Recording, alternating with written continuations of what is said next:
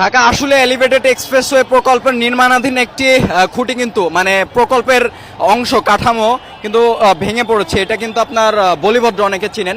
Elevated এক্সপ্রেসওয়ের একটা প্রকল্পের কাজ চলতেছিল এখানে, আর এটা যখন ভেঙে পড়েছে বেশিক্ষণ হয় নাই, 10 মিনিটের মতো হবে। আপনার এই যে ট্রলিটা দেখতেছেন বা কাভার ভ্যানটা দেখতেছেন, এই কাভার ভ্যানটা যদি না থাকতো তাহলে দুর্ঘটনাটা আরো ভয়াবহ আশঙ্কা ছিল, কেননা এইটার কারণে তো অনেকটা ঝুঁকিপূর্ণ অবস্থায় এখন পর্যন্ত আছে। তবে এখানে শুধুমাত্র ক্ষয়ক্ষতি হয়েছে এখানের যে যন্ত্রাংশগুলো আছে সেগুলা। আপনারা দেখতেছেন যে সামনে যে ট্রাকটা আছে এই ট্রাকের উপরে ভেঙে পড়েছে।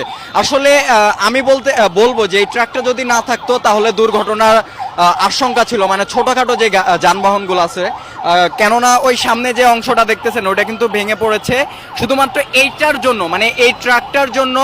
ওই পুরো ঝুঁকিপূর্ণ যে অবকাঠামোটা এখন পর্যন্ত দেখতেছেন এটা কিন্তু আটকা অবস্থায় আছে, নয়তো কিন্তু এটাও নিচে পড়ে যেত। আমি যদি ওই পাশটাও আপনাদেরকে দেখানোর চেষ্টা করি, ওই পাশটা কিন্তু সেম অবস্থায় ভেঙে পড়ার সংখ্যা এখন পর্যন্ত আছে।